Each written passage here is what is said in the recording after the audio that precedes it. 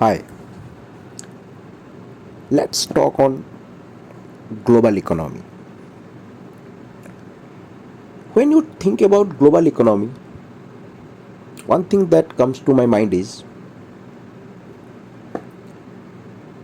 right now at present, the after post COVID world order and to some extent the ongoing supply chain disruptions due to the Russia Ukraine crisis.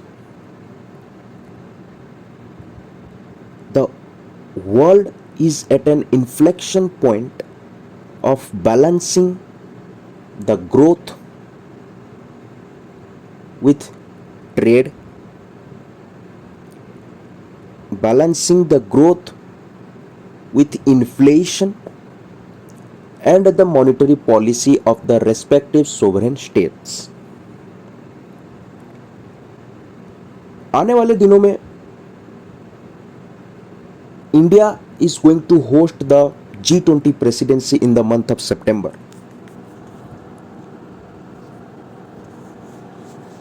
And in coming days before G20 presidency, there is going to be the BRICS Summit 15th edition 2023, which comprises major emerging economic powers of the world: Brazil, Russia, India, China, South Africa, who are equally part of the G20 also. Today, India is the world's fifth largest economy after it overtook the United Kingdom in March 2022. According to IMF, India will move into fourth place in 2025 and certainly into third place in 2027 as a $5.4 trillion economy. These are just projections based upon the calculations done by International Monetary Fund with the inputs from the Government of India data.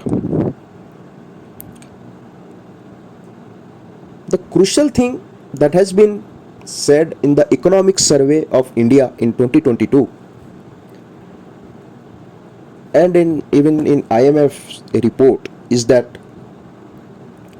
India is said to be the bright spot in the global economy. Yes, it is true.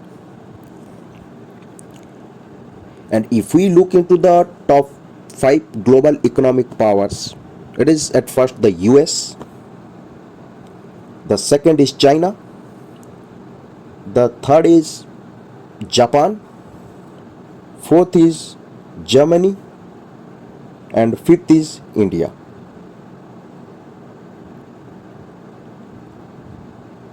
The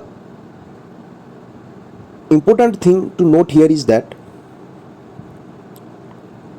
India's GDP growth for 2022 was 7.2%, and according to IMF's World Economic Outlook report,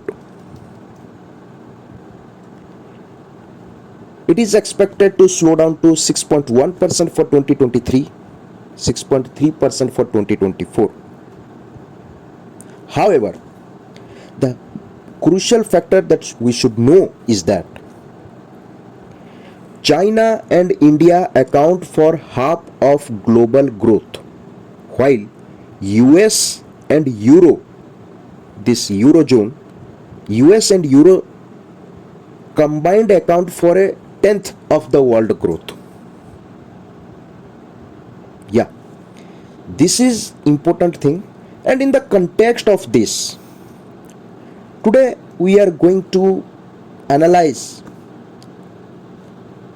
the health of the world's second largest economy, where the policymakers of Beijing, China, are equally concerned about the dipping down of the growth of China. So yeah, let's look into it. क्यों China की economy slow down कर रही है,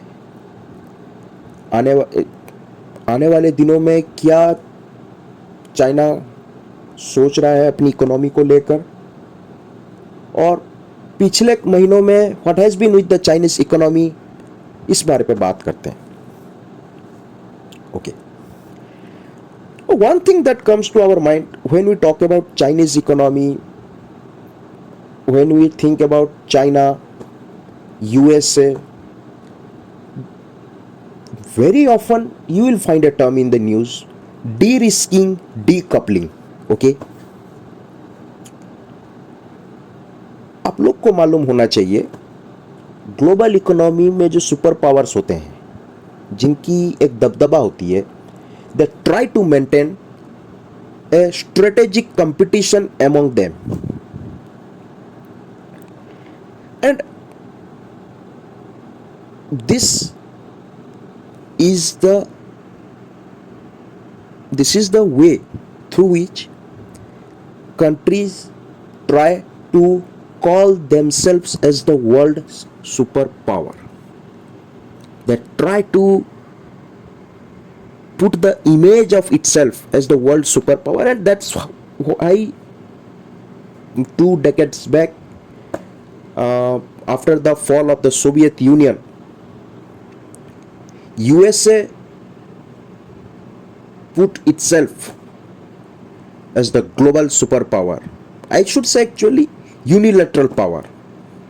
Okay, so yeah, in the context of China, the term de-risking can be interpreted as a reduction of the reliance on China in the economic sphere. और ये क्यों होता है? For the supply of materials or as a market for finished goods, so that the potential risks to trade and disruption of supply chains are reduced. हम बात कर रहे हैं चाइना की कंटेक्स्ट में जो एक टर्म होती है de-risking. De-risking can be interpreted as a reduction of the reliance on China in the economic sphere. Simply अगर हम बात करें क्या है de-risking, it is to move business away from areas that are considered risky in terms of the returns they could generate. Whereas decoupling जो term होती है, it is used as an alternative to economic boycott. Okay,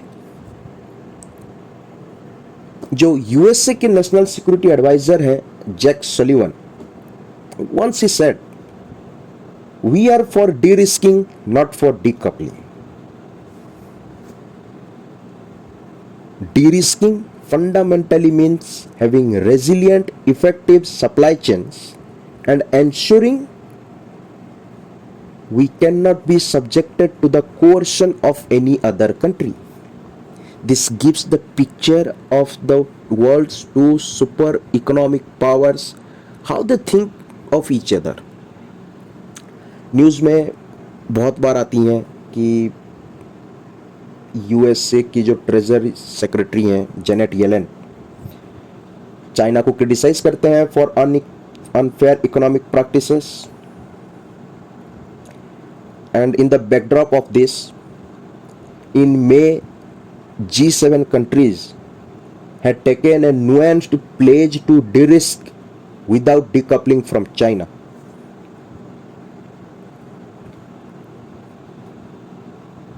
Last year in October 2022, Biden administration announced steps to block the access of Chinese companies to advanced microchips and related equipment built in the US. Keeping these behind story in mind, I will be discussing on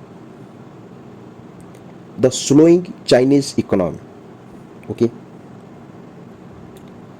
let's come into it. In 2022, Chinese GDP growth fell below the global average for the first time in several decades. The yuan has been losing ground to the dollar since the beginning of 2023.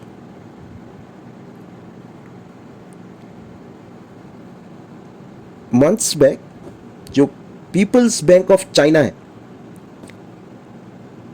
In June, People's Bank of China cut interest rates twice, even as economists and analysts lowered the Chinese growth forecast.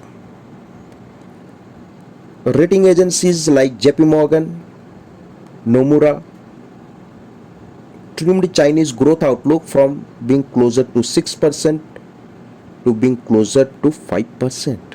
It is quite less than even India's GDP growth.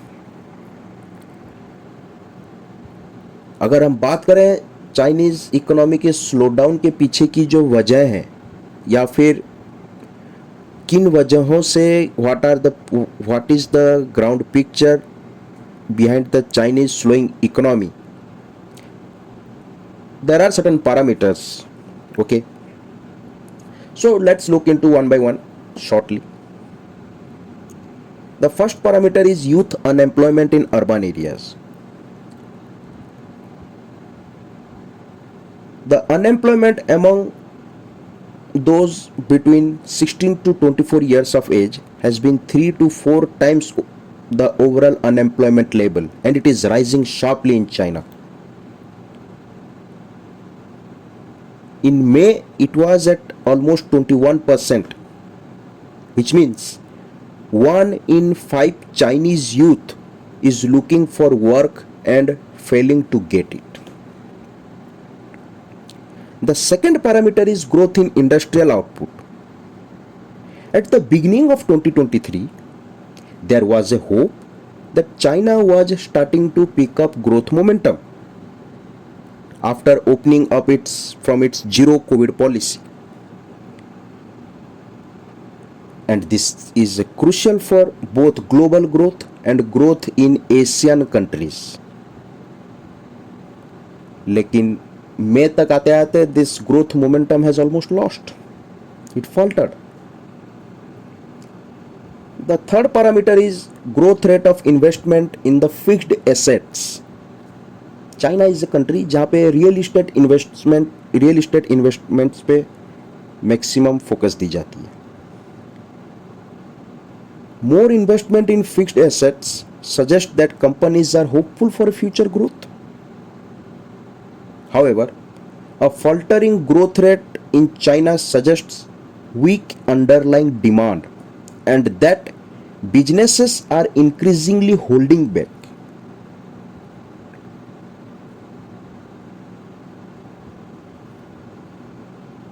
Coming to the next parameter, growth rate of retail sales by consumers.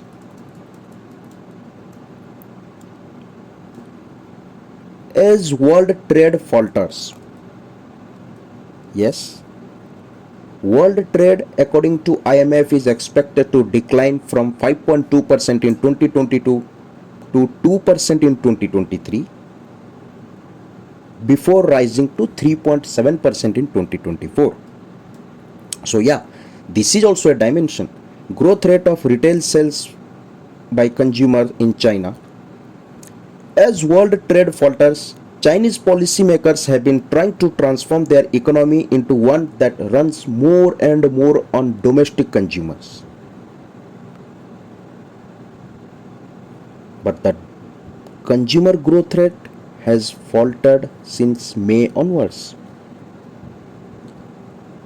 Talking about the exports of China. Exports growth has been the traditional engine of growth for China. However, in recent months, exports have contracted on several occasions. These could be the restrictions on Chinese businesses by the global north, by the developed countries like USA, and certain other parameters also. The next factor coming here is the growth rate of imports in China.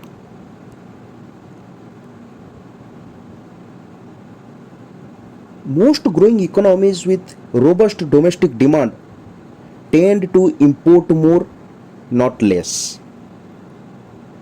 It's a fact. You should know. Most growing economies. You take an example of India. With robust domestic demand tend to import more, not less. However, in China, imports have contracted more often than not, suggesting a weak domestic demand. Coming to the last parameter, Purchasing Managers Index in the manufacturing sector of China. This PMI trend is used for international comparisons while monitoring the macroeconomic developments. Often it is seen as a strong predictor and can warn of forthcoming slowdowns. The PMI above 50% suggests the manufacturing economy is expanding, less than 50% reflects shrinking.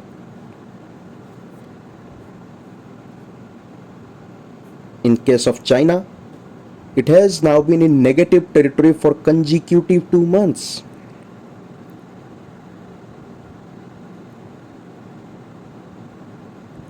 So, looking into this scenario, it clearly tells why the Chinese economy is slowing down.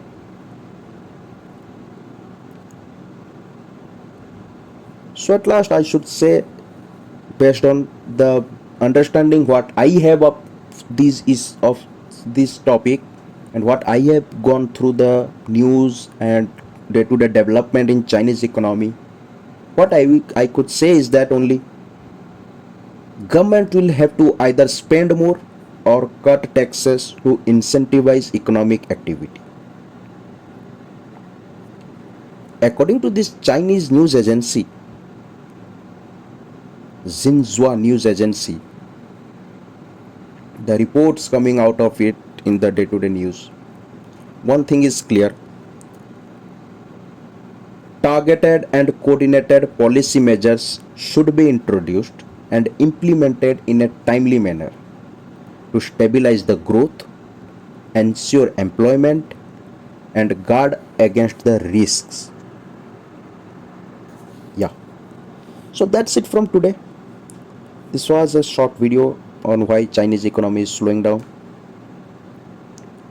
Okay then, see you in the next podcast.